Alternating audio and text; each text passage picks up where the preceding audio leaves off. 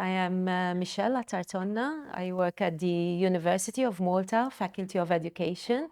I'm a teacher educator. I'm a teacher by profession. I graduated as a teacher. I used to teach English in a secondary school. But shortly afterwards, I moved into teacher education. I started to organize continuing professional development opportunities for teachers in schools. There are a number of challenges that are common, as I said. I think, first of all, we need to realize that the focus is very rarely on new teachers. The focus is usually system-led and system-initiated. So our first aim is the student, the learning experience of that student, and how to cater for that student with all the complexities which are going on around that student. So obviously there are employment and deployment processes which impacts on that new teacher's life. When a teacher is employed, it's very rarely, the policymaker very rarely says, okay, let me see how to enhance the experience of the new teacher. It doesn't happen like that. Usually it's, let me see that that particular classroom has a teacher. Whoever she is, whatever her level of preparedness is, that's the focus from a system-wide perspective. And I'm not saying this from a cynical, negative. It's just the way things work. We need to acknowledge that there are logistical needs to keep the system going. There's also broader political and economic priorities. For example, international testing. If the country needs to remain competitive, then the country needs to participate in TIMSS and PISA and all these international tests, which also kind of puts pressure on teachers, all teachers, including our newly qualified teachers.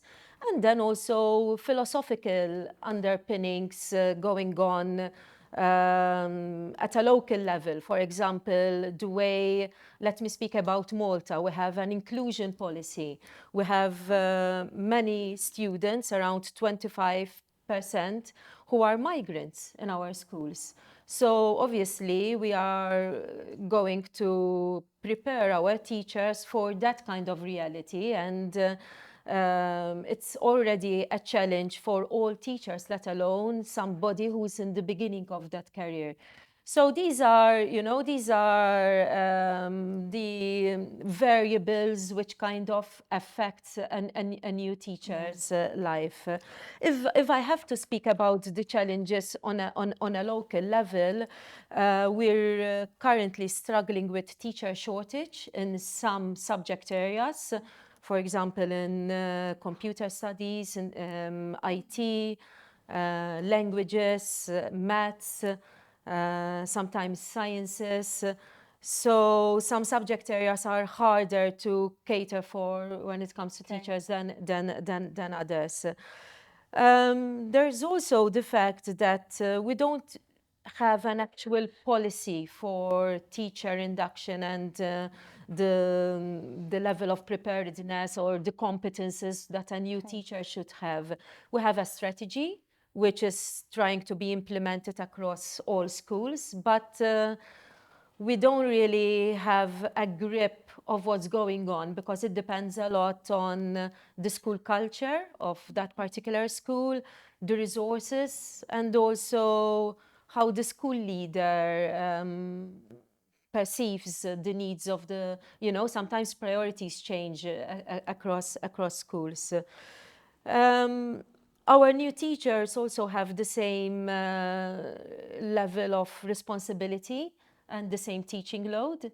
So we are not giving them enough time to familiarize themselves with the context, become confident with their practices, to speak with their mentors, to plan. They have to start from zero, and we're not giving them enough time for that. And for us, I think that's a big challenge.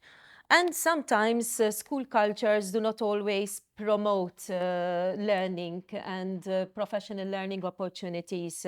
For example, when we send our student teachers to schools, some teachers tell them, "What have you done? Why have you chosen this career? You're crazy. There are so many nice things to do in the world, and you've become a teacher." And we don't want, teachers to speak like that, to be toxic when it comes to welcoming new teachers in their school. So sometimes school cultures do not always promote these professional learning communities and these scenarios where a new teacher can feel confident of her limitations, discuss her limitations, and acknowledge, that she's there to grow. She's not yet a fully fledged teacher. She's there to grow.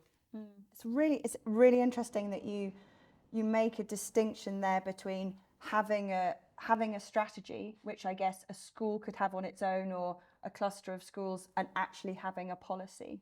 Do you think that systems, and this not just Malta, but systems have quite a low expectation of what could be achieved with early career support? Or do you think maybe they just don't even think about it, or they think, oh, even if we put something in place, it's not enough to achieve what we want to? Yes, this is a very interesting question because it links a lot with the notion of quality. What do we understand by quality? And we define quality differently according to what our standards are, what our agendas are, who we are servicing, whether our clients are the student teachers who will become teachers, or whether they are the schools, or whether they are the students, the parents, the politician, the minister. There are different agendas, and obviously those agendas then dictate our work, our practices.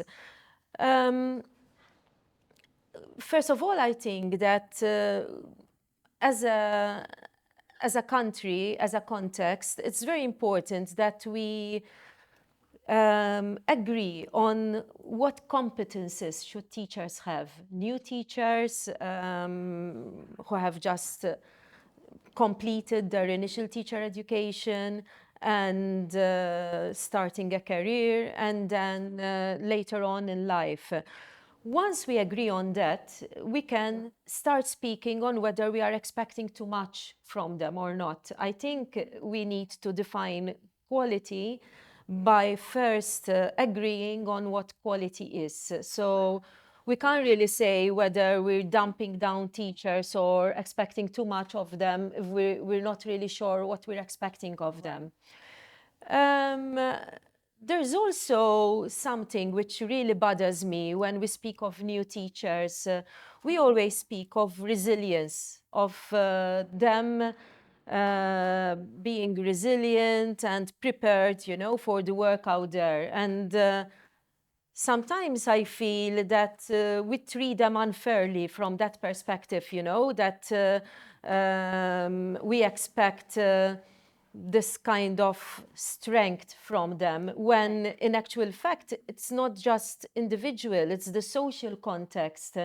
And we should put the responsibility on the whole social context, on the school, on the culture of that school, on the resources that there are in that school, on the reforms going on our mission statement, our beliefs of where that school should be going. We cannot expect teachers to be resilient if we are not supporting them enough, or if there are no real opportunities where they can speak to their mentors and observe other teachers, for example, teaching or being observed and setting their objectives at the beginning of the year, midway, and then at the end. All these opportunities, can thrive if a teacher feels that she's not there on her own, doing it on her own. So there needs to be a good balance, I think, new teacher's life in the induction period, particularly between ensuring that that teacher is prepared to teach, because obviously she has a big responsibility there, but also making sure that the right situations, structures are in place for that teacher to thrive. So there needs to be that balance, you know, between scrutiny, enforcement, making sure that that teacher has earned her permanent warrant. In Malta, we give a permanent warrant after 2 years of induction. So obviously we need to ensure that the teacher deserves a permanent warrant, because once she has that permanent warrant, it's there for life, you know. But at the same time, that she had the right structures in place to help her grow.